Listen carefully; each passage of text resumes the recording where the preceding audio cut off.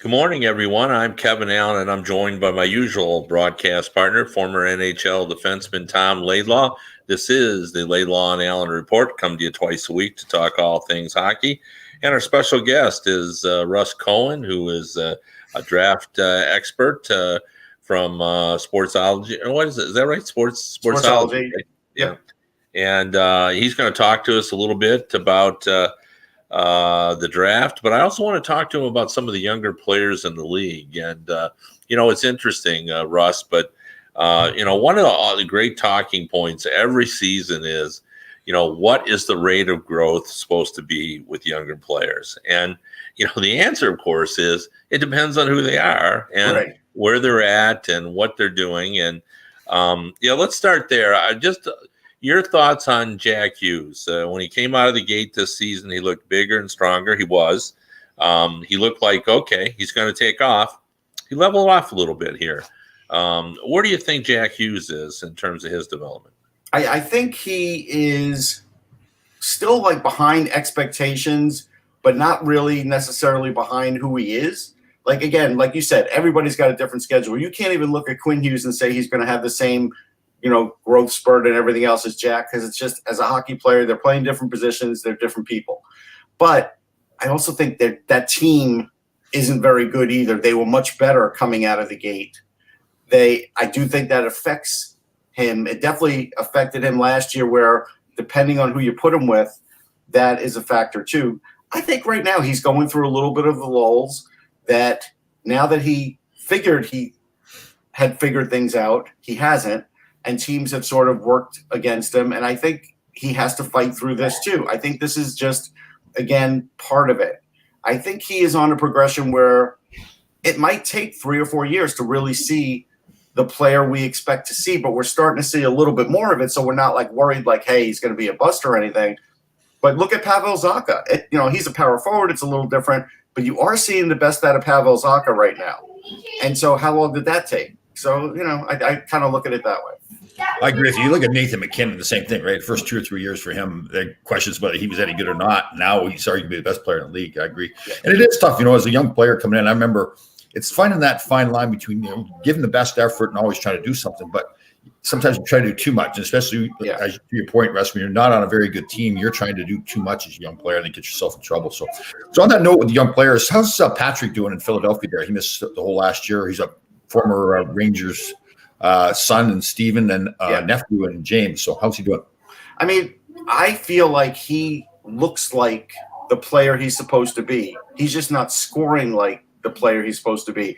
So what I liken Nolan Patrick to is kind of like what happened to Crosby when he sort of first came back from the concussions. Because look, we could call these migraines, but we don't have any real history of tracking migraines in the NHL. So I look at it like as a guy who had, post-concussion. And I see his skating's really well. He's really engaged. He's playing tough. He's not overly physical because he probably, in the back of his head, maybe there's a little worry there. He's doing everything you'd want him to do except bury the puck. So even his moves on the ice are really good, and his skating is excellent. So I think we're sort of seeing, like, just to switch to baseball, a pitcher who's come back from Tommy John. I think we're seeing that first year of it where they're not quite the pitcher that they were. And I think next year you'll see the real Nolan Patrick. But so far, to play this many games without any problems is a really good sign. Yeah. Russ, I think most of the time development is all on the individual. But sometimes I think it's fair to criticize the organization. Is it fair to criticize the Sabres for what's happened to Dahlin? He has really not, emerged as the player we all thought he was going to be. No question. I would definitely blame the Sabres because it's not just Dahlin. You could go look at other players, Middlestat. You could go look at, there's 4 or 5 players that we all could say Rasmus Asplund. Like, maybe they all weren't going to develop, but if all 5 of them don't look great, then it's your development system. And I know they had a problem before this year, and they tried to make a few tweaks, and I don't think it's there yet. When you see Dahlin being frustrated, that's not like him. And speaking out about being frustrated, that's not like him. I mean, I did see him a few weeks ago, and I saw what I needed to see out of him skating-wise and everything, but I didn't see it all game. So it definitely fades, and that was under Kruger. Maybe it'll change now. but I do blame the Sabres for some of that. And I'm not worried about him as a player because I think he developed to a point where we know what he could do already. But again, there is an issue where he is still young, and bad habits, like bad habits for a goaltender, really can set you back. So I'm hoping that doesn't happen to him. If I can follow up, though, he was being cast as a potential superstar in comparisons to Nick Lidstrom. Is he going to be that still? I don't think he'll be Nick Lidstrom. I do think he could be a 55-point defenseman in this league, which is still a really good defenseman, is still worthy of being a top pairing guy. So I think that's still in him. I still think he's getting physically stronger every year too. I don't think he's done with that yet. Because you got to remember, he wasn't, he wasn't overly skinny, but he wasn't really built either. Yeah. And I think his man strength hasn't fully kicked in, but the skating's there. The hockey sense is definitely there. He has the IQ and everything else. He's got the skills. I think it's just now he does need the right coach. I really do feel like the right coach, even if it's just, hey, go out there, keep it all positive, give him a pat on the back. I feel like he was feeling too much pressure. The coach should be named Gerard Gallant in my mind, but that's another topic altogether. So the draft coming up again, it's going to be difficult for the teams, right, to really get a handle on these players. So it's going to be a unique year where they just haven't, for 2 years, really, they haven't been able to follow all these guys, correct? Yeah, it's a hard year. They do have previous tournaments and some previous footage to fall back on for like pressure situations. Now this year, finally, we will get like that OHL shortened season playoff thing, which is fine. WHL, same thing. So we are getting some pressure situations. We're finally getting college hockey pressure situations with the Frozen Four, which is great because Michigan's got 3 guys that could easily fall in the top 10 in Power, Berniers, and Johnson. And I just spoke to those guys the other day, and I'm really impressed with all of them. And so we are getting to see more of that. But there is still a gap where there's not as many scouts at games. There are some. I see them in Philly, but there's not a ton. And I feel like video scouting now has taken like a 60-65% turn right now in the scouting business. I feel like that's really the biggest part of it. And then we are going to get things in a couple of weeks. The All-American Prospects game, which I'll be in Michigan, Plymouth for that. That's going to happen the 7th or the 8th, one of them. I think it's the 7th. And so that's going to happen. That's going to be the best U.S. players. So Benitez will be that and some of the other players too. That's good. That will really give scouts a leg up on what's going on in the USHL and the kids from the program. Then the under 18s are going to happen in Frisco, Texas, and I am slated to go do that at the end of April. And that is going to weigh really heavy for the Euros, for all those, and and Canadians too. And so the ones who are in that tournament will get a tremendous look, and it will count a lot more than it probably has in previous years. Russ, I want to get into the draft a little bit, but I got one more young NHLer that I want to get you to weigh in on, and that's Kaapo Kakko. I remember when he came in his first year, a scout told me, if there's a guy that's physically ready to play, it was probably him. But it was clear last season he really wasn't ready for the NHL, and I'm a little bit surprised that he hasn't taken the jump this season that I thought he would. Obviously, there was COVID issues and all kinds of things, and maybe that's what this season's all about. But what's your read on where he's at? Well, it's interesting. He couldn't get separation last year, and I felt like because this kid around the net's got amazing hands. You get him in that lower area, right, left, even in the crease, around the net, puck's right off his stick, and most times it's a great shot or in the net. He still isn't really getting there, though, and so the only other option for him really to get space is to give him like stretch passes, and I don't see the Rangers doing that enough with him. They used to do it with Kreider early in his career to spring him. They don't seem to be doing it with Kakko because he's not the best skater yet. That was the one thing you couldn't tell if his skating was up to par with NHLers overseas because there was so much room on the ice that he never really had to play under tight circumstances. Now he barely has any room, and it really has affected him to the point where even he's passing when he should be shooting. And I saw that recently the other day where he had a great attempt at a shot, and it's just he's not going for it. So I think that is another issue for him. Now, maybe without David Quinn with the Rangers, they actually seem to be playing differently under Chris Knobloch, which is kind of interesting. Maybe this will help Kakko. It seems like guys maybe had a weight lifted off him, just saying. So, but right now he's not where he should be. Well, part of the problem with him too, and I think all the young kids for the Rangers is that Zibanejad and Panarin in particular, this first part of the season really hadn't been doing a whole lot. Right. And now you're right. Zibanejad had 6 points the other month, just the one period. He had 6 points last game or a couple games ago. So hopefully with those guys getting going more, now the defensive players can't just focus on the Hedl or Kapu. They've really got to watch Panarin and Zibanejad. Because even Lafreniere was making some steps, and now he's sort of like in the middle again. Yeah. Yeah, I like. You're right. Again, they still got to develop these young kids, but I like him. I like his game a lot. He's a big kid. He can skate pretty well. He's really good. He's just not a center. I don't think he's going to be a center. Yeah, I agree. Hey, go back to the draft then. So, in general, with these young kids they're drafting now, the agents do such a good job of telling them what to say in these meetings and everything. Do the teams really put a lot of stock in the meetings they have with these players? They do. I mean, they'll talk to them 8-10 times a piece. Especially now in the virtual world, they talk to him more because they used to talk to him, a couple times a season. They'd see him informally. We'd hear about it a little bit. Players were pretty mum about it. Then they would get their interview period at the combine. Well, there's no combine. So now virtually, they're talking to him 8-10 times a piece. These kids are talking every night, especially in about a month. They'll be talking, every night to all these teams. So I do think it matters a lot. I do think you just want to gauge like maturity level. This is where I think guys like Owen Power and Johnson and Beniers have a tremendous advantage because when you're already in a college program like Michigan, you have to be a certain way. I think Kevin knows that. And so they already are really mature kids and they are playing against older players already. And when I interviewed him the other day, I was not asking him the typical, hey, how you going to do in a tournament question. I was asking him really like specific questions about things in their game, and they gave me great answers. So I do feel like all of those three are very mature. Russ, I realize at the top of the first round, we're already splitting hairs with Owen Power and Dylan Guenther, but I know Redline moved Guenther up back to number 1, even though Owen Power had been there for, I think, 3 months. Where do you have those two? Well, right now I've got Power 1 on my early list. I've got Guenther 6. The reason I have Guenther 6 is because I had Beniers ahead of him. I had Luke Hughes ahead of him, but now Luke Hughes is out with an injury, so I want to see what that is.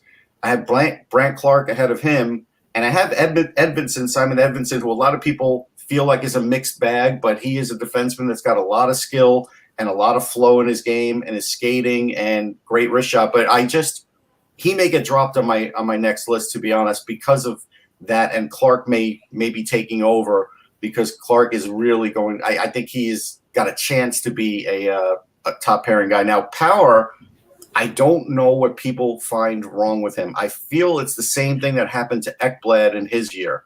When you have somebody that looks this good, I think now for the rest of the time, they're going to try and find what's wrong with him instead of pointing out what's good about him. Like, this kid makes amazing stretch passes already in some of these tight college games. Like, these are games that are hotly contested. Usually in a college game, there's not a big differential score-wise. They're physical, and he is not afraid to pull the trigger on any of these things. It seems to be more instinctual than him actually thinking about it. He said he doesn't really try and think about it too much. He knows how to pinch in and use his size a little bit to help score when he needs to that way. And he's a really good skater. He barely makes his PIMs are very low. Like, he barely commits any penalties and he blocks shots.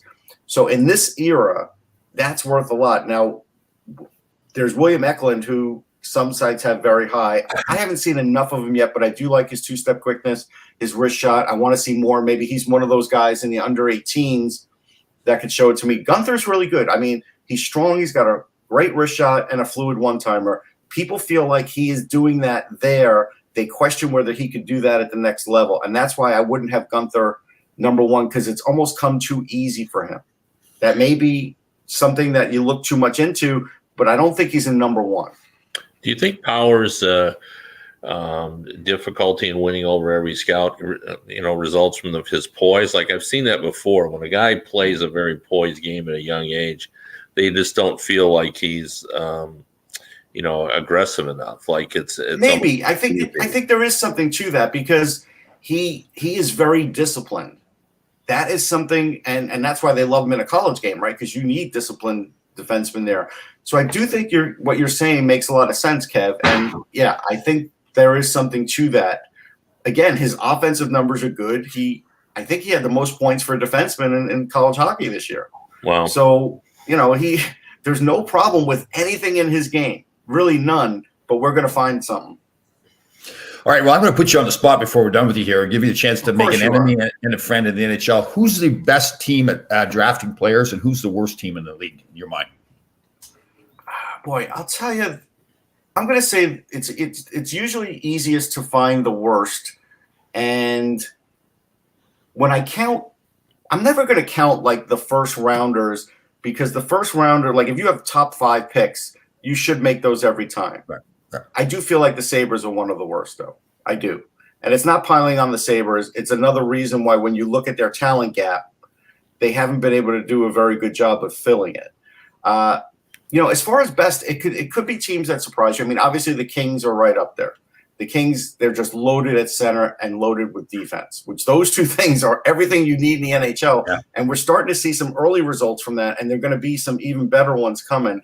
The Ducks do draft very well. I mean, you can see right now with Zegras and Drysdale up there, if you give the Ducks a top 10 pick, they generally do not blow it.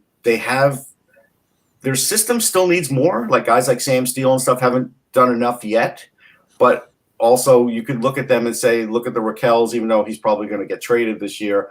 They've produced a lot of players, but they do draft well. I think they do. Look, Ottawa's drafted very well. The problem with Ottawa is the same problem as Edmonton. They don't have enough veterans around them to bring along the young talent, but Ottawa drafts very well.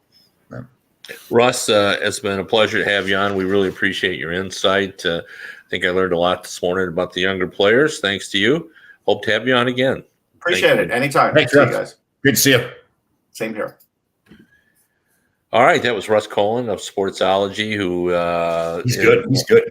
Yeah, he knows his stuff, and he works real hard at it and studying the players. He knows all the players, and watches a lot of games. That's the key in his profession. Is you got to watch games and start to recognize players' tendencies and so forth. And yeah, it's been a little bit disappointing for the Rangers. I think that and again. I'm always hesitant to bring this up because I think players develop on their own course. Yeah. And, I don't think for a minute that Capo isn't going to get it done.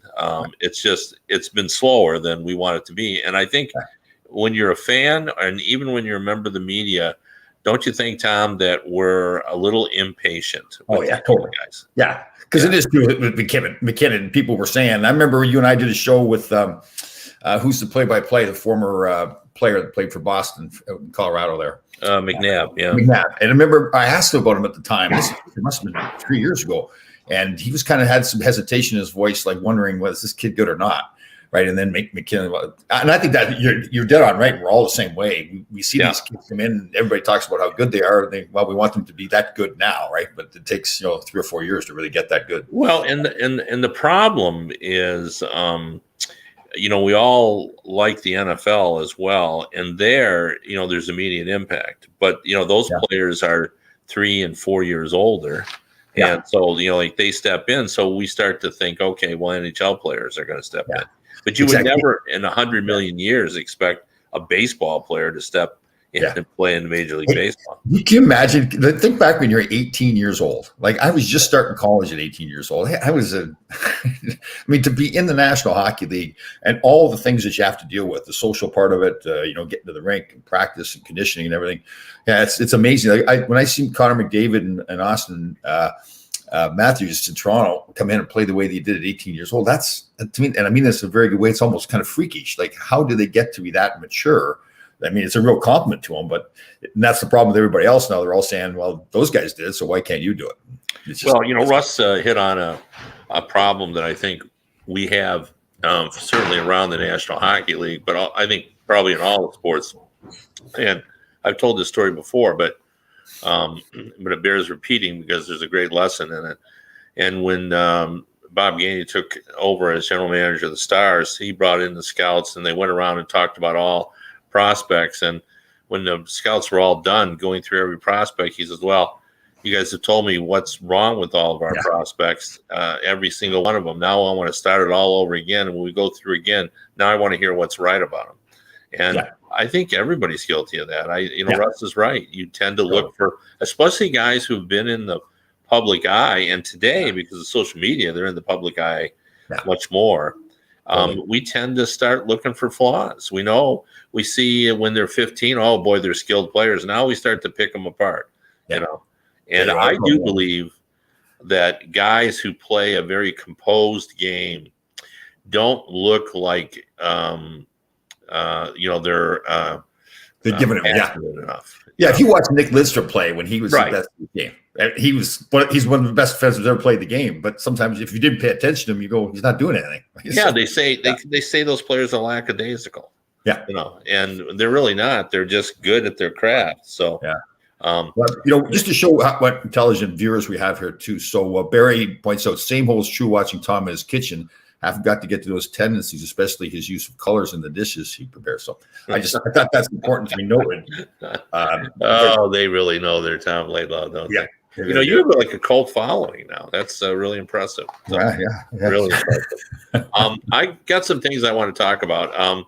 I know that you have talked about your feeling that maybe the Rangers could put on kind of a show and creating the level of momentum they had last season and really sort of gain. Now they have pulled within 6 points of the Bruins, but they've been 5-4-1 in their last 10, and they had that impressive, amazing run against the Philadelphia Flyers. The 9-0 game as a Zibanejad, 6 points in one period. But they really have just kind of been treading water, like 5-4. But they're playing better. They are playing better, though. They are, but you can't, and especially in a division format, you can't make up ground going 5-4-1 in a 10-game segment, right? Because there's too many teams. Like in the last 10 games, there's 3 teams in that division that have won 7 games out of 10. Yeah. And, they were fortunate that Boston was one of the teams that was also, struggling a little bit. So they were able to gain 2 points on them. But that's the key. They're 10 points out of third place. So it looks like, if they're going to get in, like 10 points is a lot of points to make up in, what do we got left? How many games have the Rangers played? So they played 30 games. So they got 26 games. So they got 26 left. They got to make up 10 points. That's okay. Here's how. I'm going to tell you how. Anders Lee out for the New York Islanders. Pittsburgh, Malkin out. Boston's not playing as well. Philadelphia, I still don't believe in. Those are teams all ahead of the Rangers. The Rangers now are starting to play the best hockey of the year, and all those things are going on with those other teams that are ahead of them. So that's I don't think Philadelphia's in a playoff spot, are they? They are percent. No, they're out of the playoff spot. But they're ahead of the Rangers. That's why I put them in there. No, they're struggling. I think they're in that category. And I hate to use this because it's almost a cliche, but it's true. And it's true. And I want to get you to address this as a former player. It's true when players say we're waiting for something to happen. Yeah. And I saw that. Like, I hate that. But I think I saw somebody said it just recently, and I don't remember who it was now. But is that what happens? That when you start to see that says though, and I think it was a Buffalo player that got quoted saying that too. Yeah, it was. That's who it was. Yeah, it was a Montour. Yeah, it was right before the coach got fired there. So, to me, again, I maybe I overstate this a lot, but the culture thing to me, if that's the way your players in your locker room are thinking is, then you need a lot more than to change your coach, which is obvious there in Buffalo, because that says to me that you haven't got people in the locker room that are saying, no, listen, we've got to go play. If we're sitting here waiting for the coach to get fired, that's not like, you don't see the winning teams do that. You don't see the character teams, the Boston, the St. Louis, those kind of guys. You don't see that happen. When you see a young team that doesn't have culture in the locker room, that's what starts to happen. That's what happened in Buffalo. It looks like that's what's happening in San Jose. They're waiting for something to happen as well. So to me, again, that's a organizational culture issue more than it is just coaching or any big thing. And it doesn't happen overnight. You can't just flip the switch and all of a sudden build that culture that we talked about so much. But yeah, when you hear a player say that, I'm with you. That's a bad sign, a real bad sign. Yeah. Well, I mean, I think the last games are going to be fun. I mean, the key for me, if I'm looking at the Rangers, is Is Zibanejad really going to be the Zibanejad that he was a year ago? Are we beyond that now? And their goaltending's got to be terrific. We know that those are talented goalies. Yeah. It's just a matter of they're going to be playing. It's not going to be good. Like they're going to need to play at like 9-15, 9-17, 9-20, not 9-10, which is above average. But that division is too good. You got to rise up. So anyway, and they've got the potential to. So you're dead on right. So the goaltending has to play the way they can play. Yeah. If they do, that's going to help. Panarin's got to continue or get better and better, get back to his level of advantage. Yet they've got to pick up the points they lost with Tony DeAngelo. Fox is playing fantastic. And then all those young players, I think, again, Hedl, I think, is taking strides to get better. Kako will get better. All those kids will get better. So if all those things happen, they've got the potential to do it. Again, all those things have to come in. And Hedl we should have brought this up as an example of that you need to be patient sometimes with a player. Like it's taken him a while. Yeah. But this season we've seen more from him. And, and that's, and again, I go back to other sports. Like, in baseball, we don't expect to see a baseball player until he's 25 or 26.